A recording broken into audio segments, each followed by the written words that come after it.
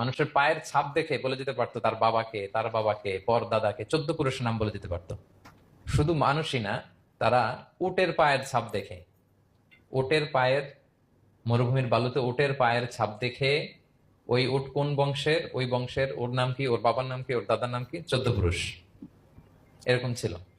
এবং তারা, দুজন মানুষকে যদি ঢেকে রাখা হয় সারা শরীর, শুধু পায়ের একেবারে শেষের দিকের ছোট আঙ্গুল দেখে, এটাকে ইলমুল কিয়াফা বলে, ওই ছোট আঙ্গুলের শেপ দেখে ওরা বলে দিতে পারতো সে কোন বংশের, তার বাবার নাম কি, দাদার নাম কি, 14 পুরুষ।